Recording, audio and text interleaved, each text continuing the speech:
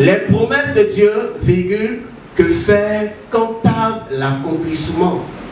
Nous allons prendre nos Bibles dans le livre de Nombres, chapitre 23, le verset 19, et Jacques, chapitre 1, verset 17. Dans ce terme, il y a un mot capital qui est quoi?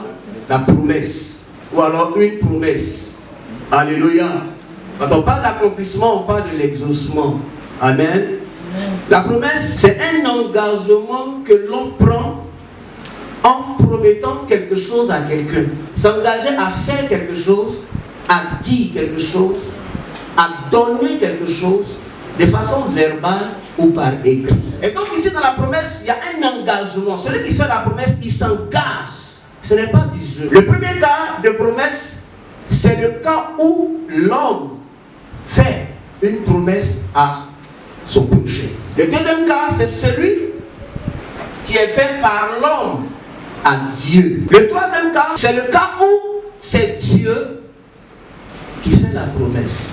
Et ce cas-là est une notion biblique de promesse. Et elle consiste à recevoir de Dieu une assurance. Notamment la garantie qui comporte toutes les bénédictions du royaume de Dieu. La Bible souvent nous parle de la promesse. La Bible souvent nous parle des promesses. Donc quand on voit la promesse et on voit les promesses, tout de suite on risque de courir vers les promesses parce que là-bas, là, c'est beaucoup. En réalité, il y a quelque chose à savoir ici. Il y a une différence entre la promesse et les promesses. Ou la promesse et des promesses. Amen. Je vais d'abord parler des promesses. Les promesses au pluriel, ce sont des promesses qui sont rattachées ou en rapport avec certains domaines de notre vie. Au niveau de la santé, au niveau de l'enfantement, au niveau du travail, dans chaque domaine. Et Jean a dit à Gaius, je souhaite que tu prospères à tous égards, comme prospère l'état de ton âme. Mais ces promesses-là n'ont rien comparé à la promesse. Parce qu'en réalité, ces promesses ne sont que des dérivés de la promesse. Amen. Et la promesse, bien aimé, elle est plus grande, elle est plus importante, parce que c'est de elle que découlent les autres promesses. Si tu as la promesse, c'est que tu as aussi les promesses. Et donc ici, bien aimé, Jésus a été promis, annoncé depuis fort longtemps.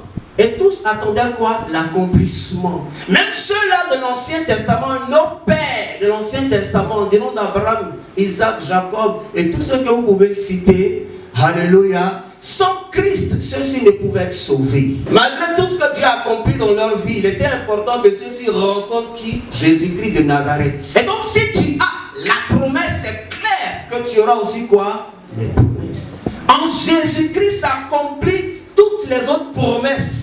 Si tu as une situation quelconque, un problème quelconque, faire le coup à la parole de Dieu. Tu sauras qu'il y a des gens dans la parole qui ont vécu ce que tu vis.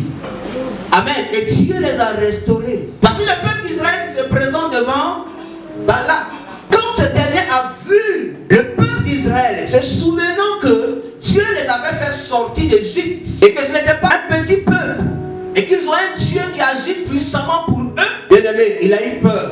Il a envoyé des gens, des émissaires, dit à Balaam, viens, tu vas maudire ce peuple pour que j'ai la victoire sur ce peuple. Et Balaam a dit, je vais aller prier, je vais aller consulter, je vais aller parler à mon Dieu. Et voici que pendant que ce dernier, qui était un devin, rentrait pour consulter, Dieu lui dit, ce peuple-là, il ne faut pas le maudire parce que je l'ai béni. Jusqu'à ce qu'un jour Dieu lui dise, bon ok, vas-y, mais tu vas faire ce que je vais te dire.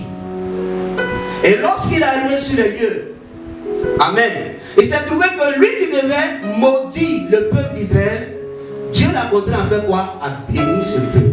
Ce que Dieu a dit là, ça a même fait quoi? L'accomplit. Quel que soit ce que tu attends voir s'accomplir dans ta vie, sache qu'en lui, il n'y a pas d'ombre de variation. Toutes les promesses que Dieu a eu à te faire, je ne sais pas, ça peut être en songe qu'il t'ait parlé, ça peut être en vision qu'il t'ait parlé, ça peut être par le canal des noms de Dieu. Alléluia. Amen. Mais tout ce qu'il t'a dit, alléluia, l'accomplissement est en Jésus-Christ. Et si l'accomplissement est en lui, si l'accomplissement est en Jésus-Christ de Nazareth, qu'est-ce qu'il faut faire? Parce qu'en réalité, tu peux être spirituel, tu peux avoir le Saint-Esprit, mais quand tu te retrouves seul dans ta chambre où il n'y a personne pour pour te regarder. Quand tu te retrouves seul dans la douche, où l'eau qui sort de la douche couvre tes larmes, toi seul sais ce que tu vis. Et parce qu'en réalité, je dois mieux me comporter devant les gens de sorte à ce que leur foi ne soit pas touchée. Mais en réalité, quand tu es seul avec toi-même, tu sais ce que tu vis, tu sais ce qui se passe, tu sais ce que tu traverses. Mais celui qui connaît les secrets, celui qui voit dans le secret, celui qui voit une fourmi sur une pierre noire dans le noir, il est celui qui te voit là où tu es. Il faut apprendre à écouter Dieu. Quand tu constates que des choses promises ne sont pas encore accomplies, rentre dans la présence de Dieu. Parce que c'est de Dieu que cela vient. Et quand je suis dans la présence de Dieu, je dois arrêter de bavarder. Parce que je passe tout mon temps à parler. Dieu n'a même pas le temps de placer un mot. Éphésiens 5, verset 1. Comme des enfants bien-aimés, imitez qui? Imitez Dieu. Imitez Dieu. Que le nom de Dieu soit béni.